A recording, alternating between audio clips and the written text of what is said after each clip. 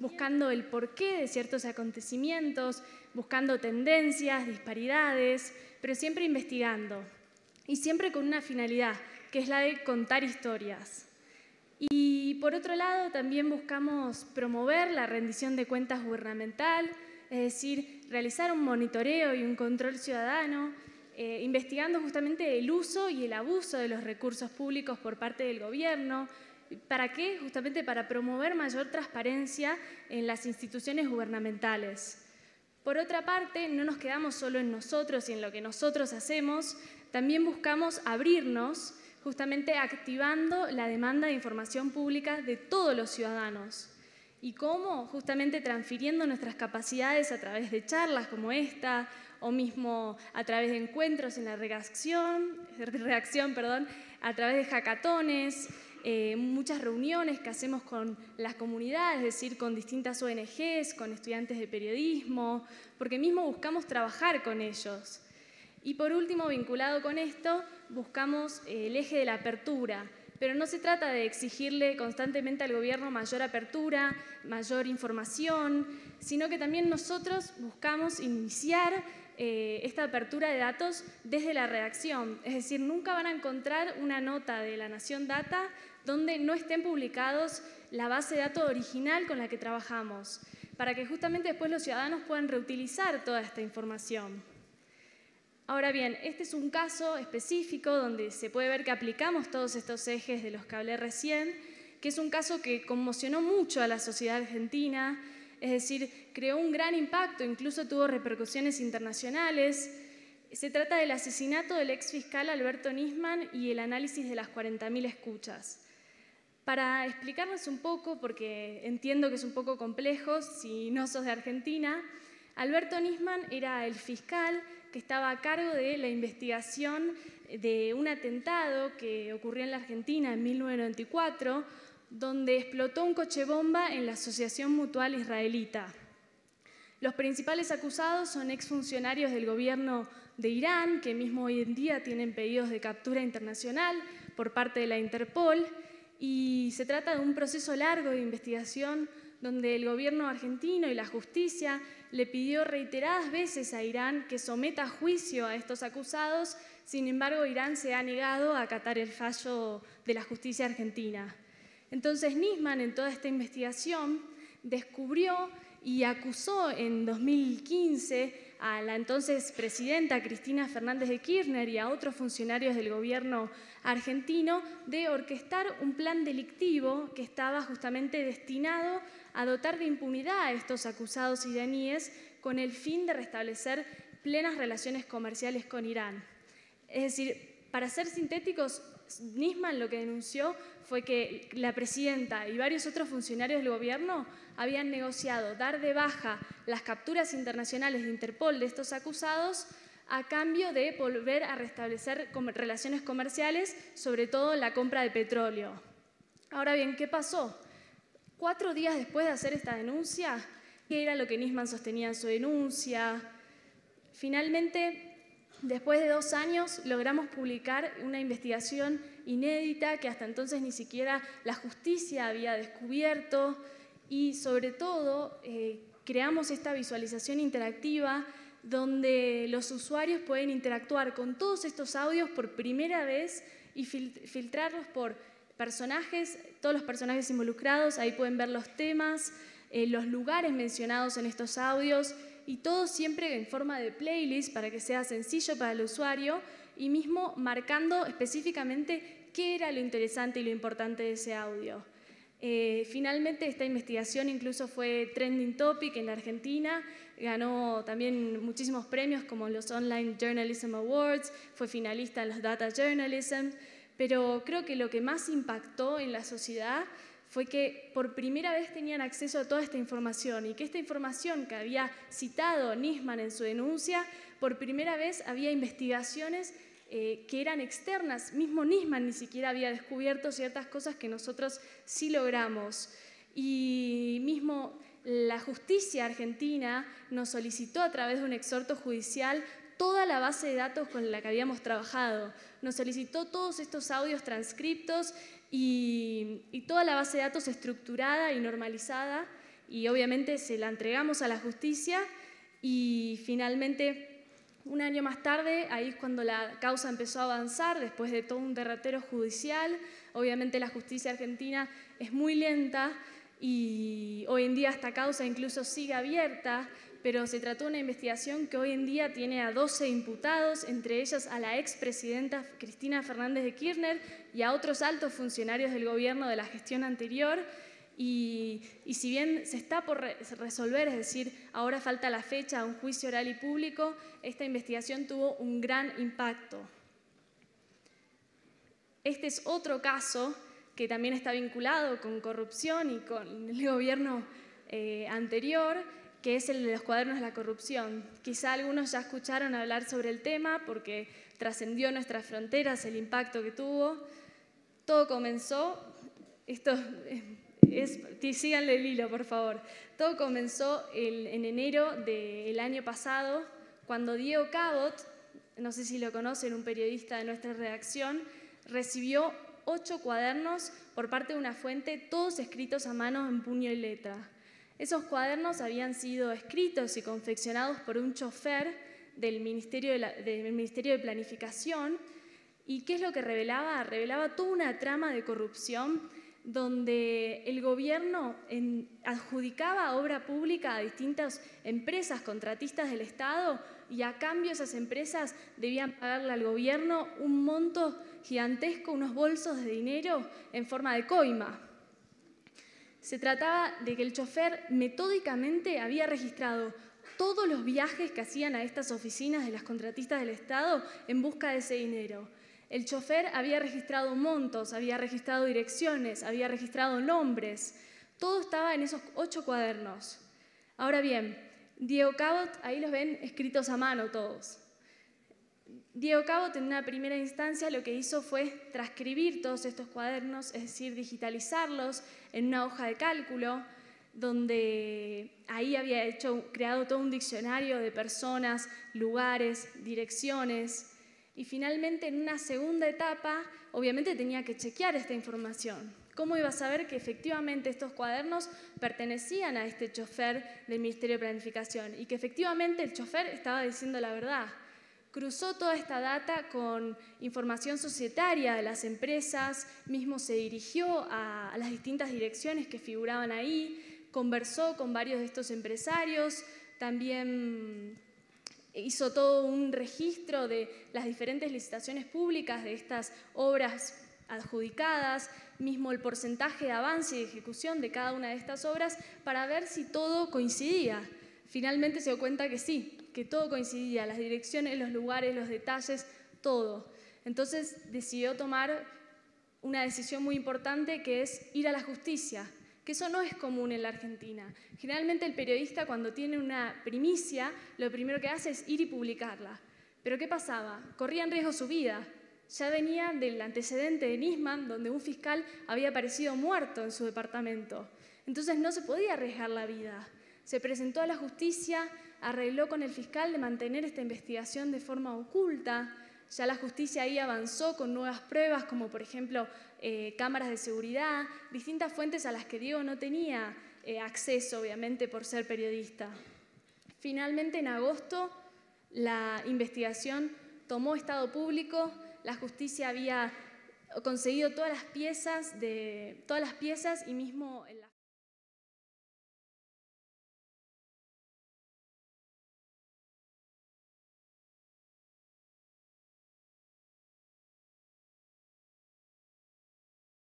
allanamientos.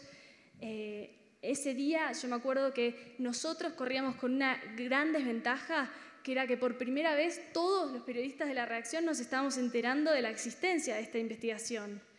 Entonces, por un lado, teníamos la ventaja de que en la redacción estaba Diego, pero la desventaja era que estábamos en igualdad de condiciones. Ese día los cuadernos se filtraron y que todos los medios tenían acceso a ellos. Entonces, me acuerdo que ese día dijimos desde La Nación Data, bueno, nos encerramos en un cuarto con Diego y le dijimos, Diego, decinos ya cuáles son los cuadernos más jugosos que contienen la mayor cantidad de información. Él nos dijo los últimos 3. Ahí agarramos los últimos 3, el 6, el 7 y el 8, empezamos a leerlos, utilizamos la base de datos que había confeccionado Diego, empezamos a estructurarla, a normalizarla. Obviamente Diego es un gran periodista de investigación, pero no está especializado en datos. Entonces tuvimos que hacer un gran trabajo para poder sistematizar toda la información, es decir, poniendo el origen del recorrido, el destino, el monto de dinero del que estaban hablando, los personajes involucrados.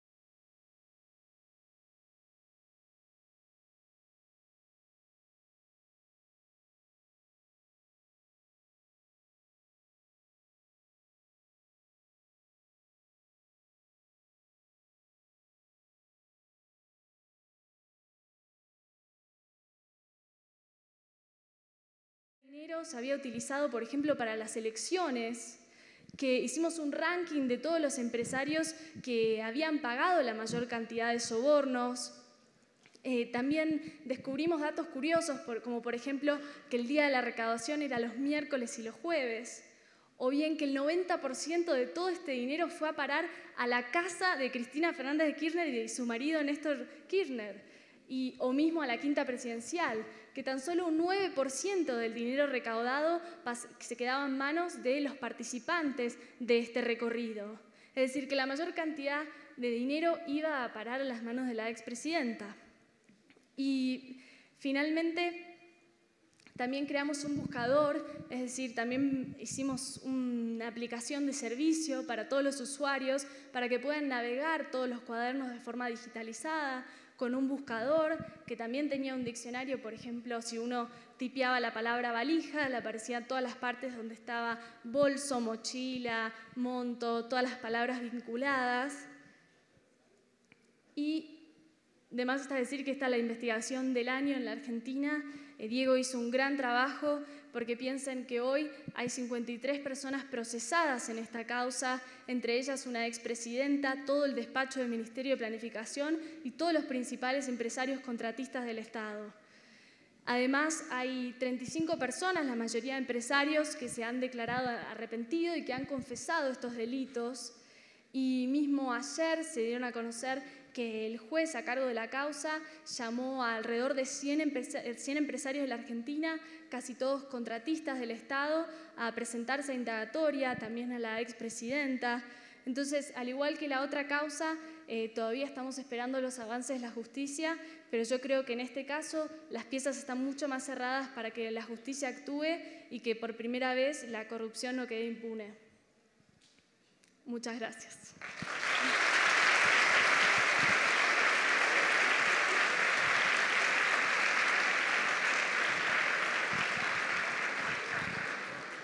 Bueno, yo creo que representa, Bianca, en muchas cosas todo lo que ustedes y yo también queremos ser cuando grandes, ¿no? O sea, grandes periodistas que tumben ministros, que destapen ollas de corrupción y que muestren los abusos de poder. Pero yo resalto sobre todo del equipo de La Nación la habilidad que tienen para trabajar con datos cuando la mayoría de las redacciones en Latinoamérica no lo hacían, que es un equipo joven y multidisciplinar. ¿Cómo ha sido para ti esa experiencia cuando tú te graduaste, llegas a La Nación como practicante, no sabes nada de datos? ¿Cómo es tu proceso para aprender, digamos, todas estas técnicas para aportar a investigaciones como estas? Yo creo que es mucho probar y hacer. A mí en la universidad no me habían enseñado nada vinculado a periodismo de datos. De hecho, no sabía, no entendía qué era. Y como nos pasa a todos los estudiantes de periodismo, mismo nos asusta, porque nos hablan de matemáticas y de cálculos, cuando en realidad estudiamos periodismo porque probablemente estamos más vinculados a las carreras humanísticas. Y sin embargo, de repente te encontrás con toda una faceta del periodismo donde podés hacer periodismo de calidad, de profundidad, de investigación con datos. Y que en realidad yo siempre pienso que los datos no es que yo los adore y los ame y los interprete porque tengo ganas. No, siempre hay una historia detrás de los datos y creo que eso es lo que te tienen que animar a empezar a trabajar. Y mismo para aprender es probar, sentarse con las herramientas, ver tutoriales en YouTube. Muchos profesores, sé que Marisa también, están entusiasmados por trabajar con los datos, entonces anímense y pregunten.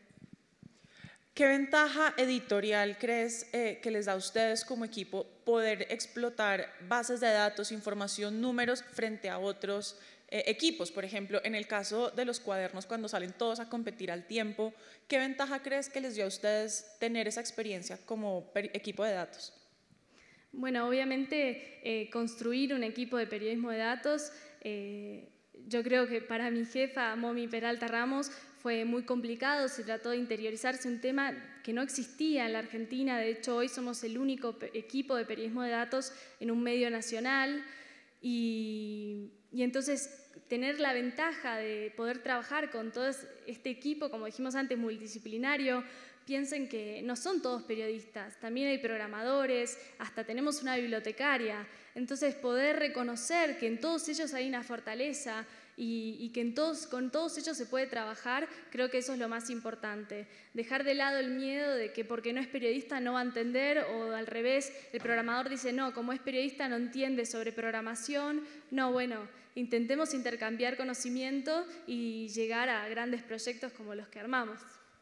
¿Y tú crees que sin estas herramientas este tipo de proyectos los podrían haber desarrollado de alguna otra manera? No, no había forma, o por lo menos nos hubiese llevado muchísimo más tiempo del que nos llevó. Piensen que el caso de Nisman estamos hablando de 2 años y de audios, es decir, hubiese sido imposible si no teníamos todas estas herramientas que facilita el periodismo de datos. En el caso colombiano hay muy pocos medios que están implementando en sus redacciones periodistas de datos, y aún menos los que tienen grandes equipos de periodistas de datos. Sin embargo, yo creo que uno no necesita un gran equipo para aportar en algo con conocimiento de datos, de visualización, de análisis de información. ¿Qué consejo podrías darle a futuros periodistas como los que están aquí cuando se enfrenten a redacciones que no conocen, nunca han hecho un Excel, no saben qué es una visualización, le tienen miedo al código, para que ellos puedan innovar y aportar al proyecto solitos, digamos? Creo que tienen que primero hacerse amigos de la redacción. A nosotros mucho nos pasó que de repente fuimos reconocidos por toda la comunidad internacional de datos, nos ganamos premios como los Data Journalism Awards, los ONA, y sin embargo dentro de la redacción todavía no nos veían como una herramienta útil. Es decir, tenían una planilla de cálculo y decían no, esto no, bueno, y lo dejaban. Y no tomaban conciencia de que existíamos nosotros ahí en la redacción. Entonces, mi consejo es que empiecen a amigarse, empiecen a explicarles que ustedes están ahí para ayudarlos, que no están ahí para ser avasallantes en sus actitudes, y sobre todo la humildad. Nunca ser soberbios, nunca presentarse como yo sé más que vos, déjame esto a mí, siempre trabajar en equipo. Muy bien, quiero abrir el espacio para preguntas del público. ¿Quiénes quieren hacerle alguna pregunta a Bianca? Producción, si nos apoyas, por favor, aquí hay una pregunta. Muy buenos días, bienvenida a Colombia. Gracias. Mi pregunta va orientada específicamente en cómo se hacía el periodismo investigativo en su momento y ahora con este fenómeno del periodismo investigativo Big Data.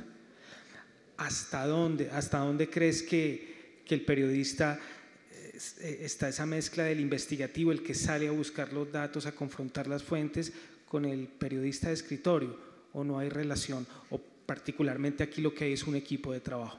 Muchas gracias.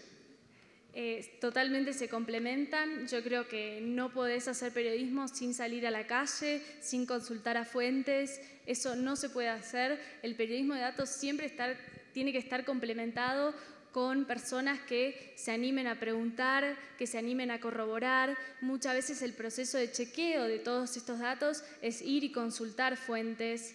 Y en el caso de Diego, por ejemplo, que si bien habíamos trabajado muchísimas veces con él no es periodista de datos, y sin embargo logró entender siempre desde el primer momento en que se inició el equipo que esto para él era una herramienta, era una ventaja. No es que nosotros le estábamos sacando su trabajo, sino que lo estábamos complementando. ¿Quién más quisiera hacer alguna pregunta? Vi varias manos por aquí levantadas en su momento. Allá veo una, otra.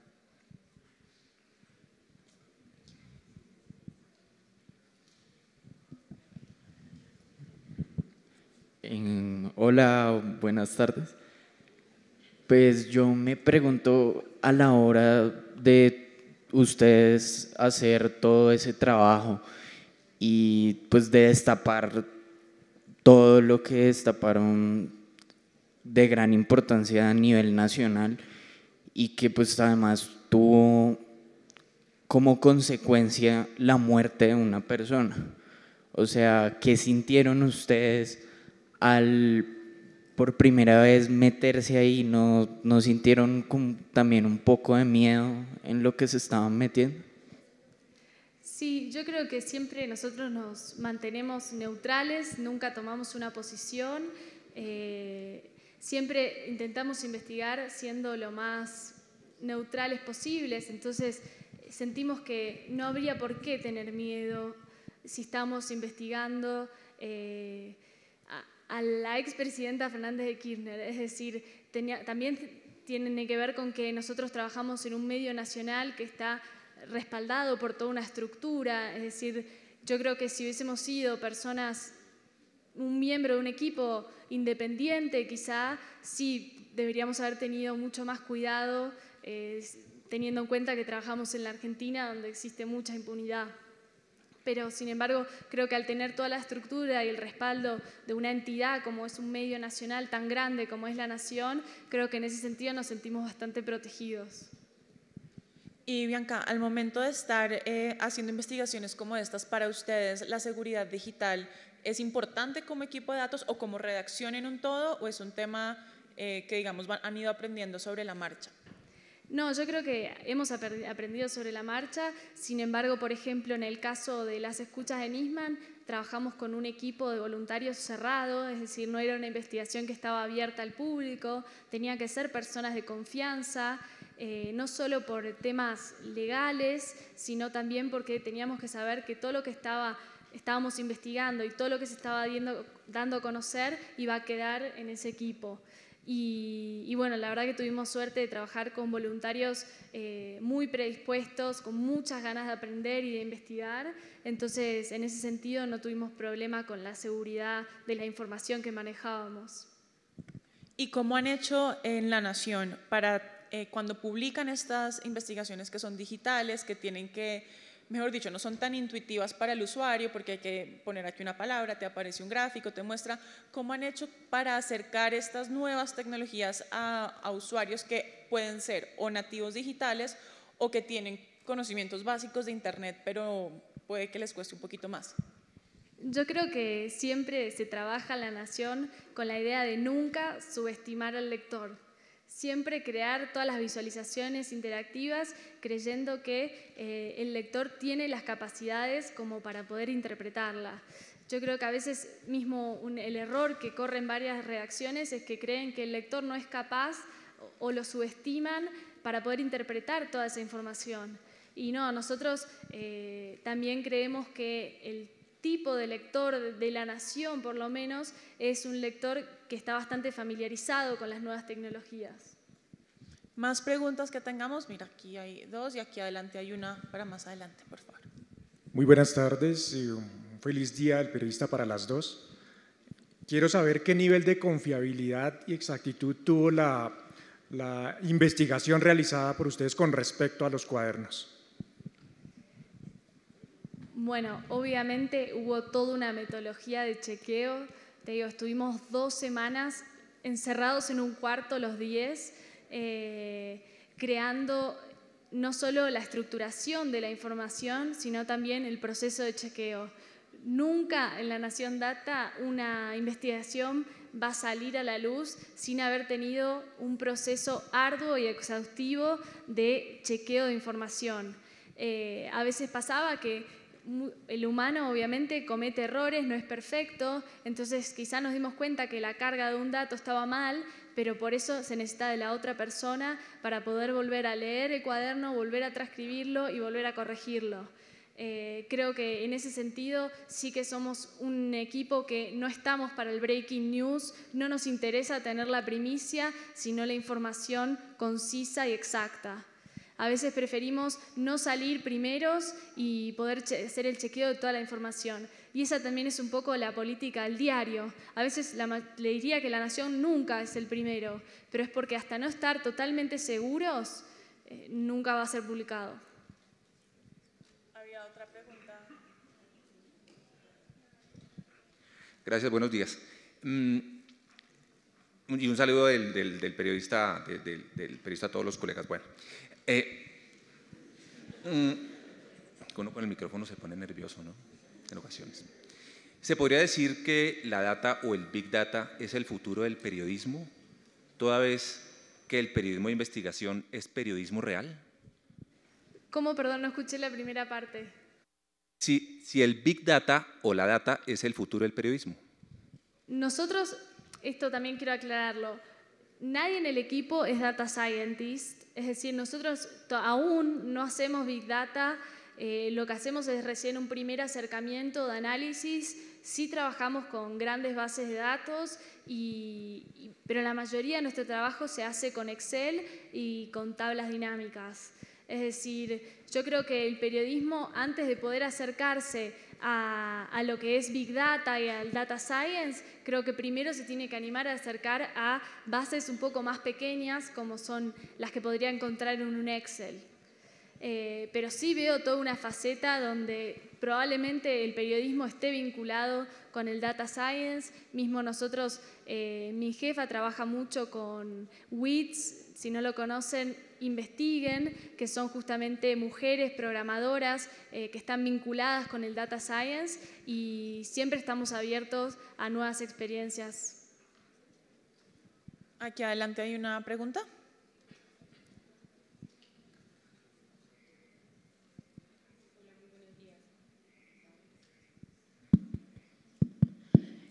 Bueno, quería preguntarte, de pronto acá en Colombia, hace unos momentos estaba Santiago Rivas, él sí sufrió como una parte de censura, pero quisiera preguntarte por ese tipo de investigaciones tan fuertes en las cuales ustedes manejan ese tema de confiabilidad. ¿Nunca ha habido como ese tema de censura como tal, como es un gobierno en turno y ustedes están como tal con esa información tan fuerte y acusaciones inclusive de una expresidenta? ¿Nunca han vivido el tema de censura? ¿Nunca les han dicho no pueden sacar tal noticia o simplemente cómo se rige como tal la nación para decir exactamente la seguridad tanto de los periodistas como de lo que va a leer el país? Yo creo que sí nos han chicaneado, es decir, que sí, los gobiernos han hablado mal de nosotros, pero nunca al nivel de censura. A veces pareciera que los gobiernos manejan la censura en la Argentina a través de la distribución de la pauta oficial. Es decir, lo que pasó mucho en el gobierno anterior era que a los medios afines al gobierno se les entregaba mayor porcentaje de dinero en relación a la pauta oficial. Sin embargo, censura así directa, no. Tenemos aquí una pregunta y luego tenemos dos más atrás. Aquí.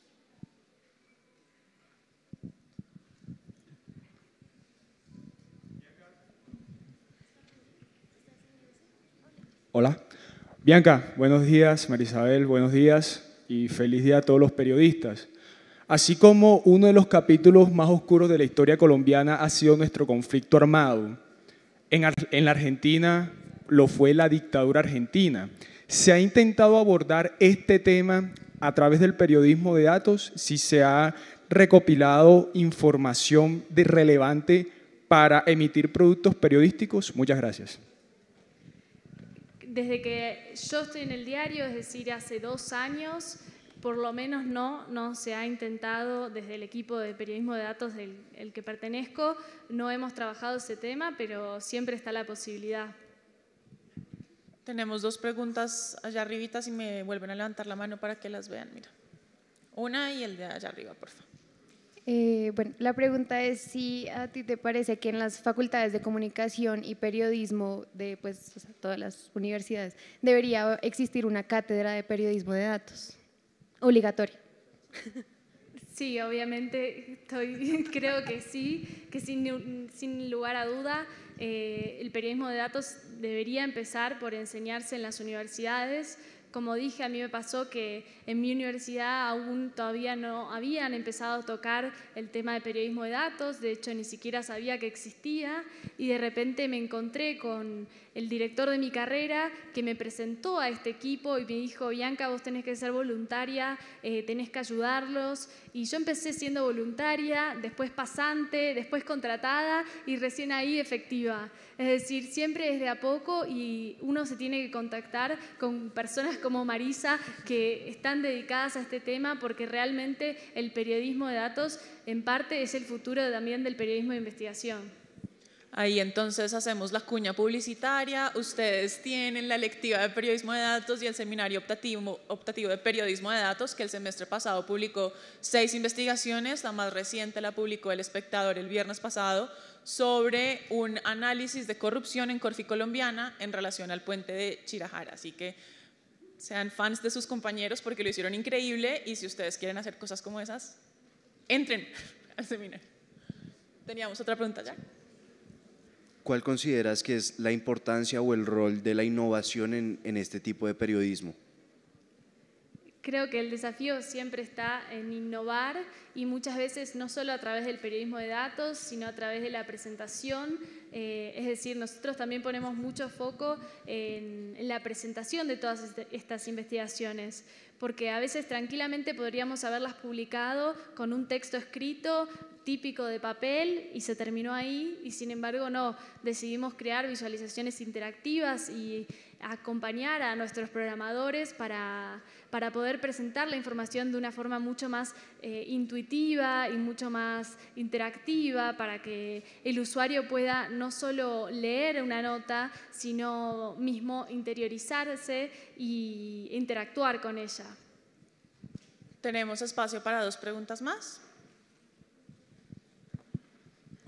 No, voy a meter la cuchara mientras preguntan allá. Bianca, por una razón, te hemos invitado para que nos hables de cómo la data está al servicio del periodismo de datos, pero la Nación Data ha encontrado también oportunidades de negocio maravillosas para el propio periódico, y gracias a eso hay audiencias hoy viendo, por ejemplo, y sacando provecho de todas las fiestas y las ferias que hay en Argentina. Aquí nos taparíamos en plata porque vivimos de fiesta en fiesta. ¿Cómo están trabajando esas otras oportunidades? ¿Qué más le provee el equipo de la Nación Data a la Nación como oportunidades de negocio? Hemos trabajado recién el año pasado, nos hemos interiorizado en intentar de monetizar algunos de nuestros productos. Por ejemplo, hubo una calculadora de créditos hipotecarios que desarrolló una compañera mía que se llama Carolina Ávila, que justamente contactó a todos los bancos para que les provean y sponsoreen esa visualización interactiva donde la persona podía ingresar y ver qué tipo de crédito hipotecario podría llegar a obtener. Entonces, esa fue como el primer acercamiento que tuvimos de monetización de un producto. Y después también otro producto interactivo fue museos.lanacion.com.ar, donde hicimos toda una aplicación de las distintas obras imprescindibles para visitar en los distintos museos de la ciudad de Buenos Aires. Y como justo esa visualización y esa plataforma cayó en la fecha de la Noche de los Museos, que es un evento muy importante en la Argentina, conseguimos que el mismo gobierno de la ciudad de Buenos Aires también nos sponsoree el contenido, obviamente con un pequeño banner. Pero bueno, sí, esa fue otra de las monetizaciones que hicimos. Y en tercer lugar hay una tercera que es utilizando una plataforma, trabajando con la revista Lugares, creamos toda una plataforma donde los usuarios pueden ingresar y ver qué tipo de escapada quieren hacer para un fin de semana, para una semana, para 2 semanas. Y esa plataforma también fue sponsorada por el sitio Despegar. Mismo conseguimos que uno ingresa al sitio de escapadas, hace clic en un destino al que le gustaría visitar y ahí te aparece también la información de despegar.com sobre la información de cuánto sale un pasaje hasta ahí. Y bueno, ahí hicimos como un primer acercamiento con otra empresa diferente donde mismo ellos pusieron sus datos en nuestro producto. Bianca, gracias por su participación. Mi pregunta es, ¿qué herramientas podríamos nosotros, los estudiantes de periodismo, que nos interesa el periodismo de datos, empezar a conocer y empezar a familiarizarnos con esas herramientas? ¿Cuáles serían esas herramientas claves que deberíamos aprender? Bueno, tomen nota. Primero, obviamente Excel, hojas de cálculos, que vendría a ser tablas dinámicas. Creo que esa es la herramienta fundamental para cualquier periodista de datos, al menos para empezar. En segundo lugar, justo hoy Marisa también me nombró varias que ya tienen que ver con la visualización y también con el análisis de los datos, que son, por ejemplo, Tableau Public, Data Wrapper, mismo, me mencionaste otra, Infogram.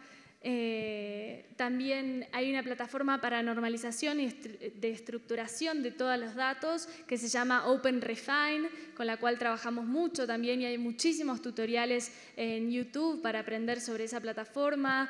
Y después otras más sencillas como por ejemplo Small PDF o Tabula, que permite convertir ciertos archivos que están, por ejemplo, en formato PDF a hojas de cálculo. Entonces, muchas veces nos pasa que el gobierno publica ciertos informes con tablas, pero todas estas tablas están en un PDF y para poder pasarlas a hojas de cálculo y evitar copiarlas a mano, utilizamos estas herramientas. Y Google Drive. Y Google Drive fundamental.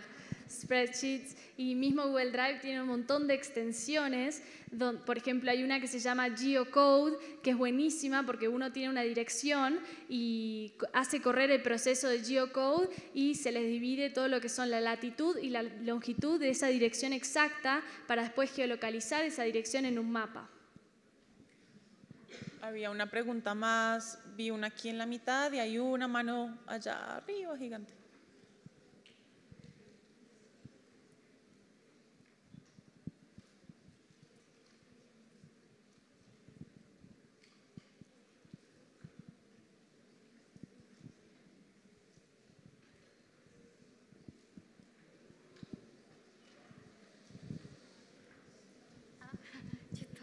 Buenos días.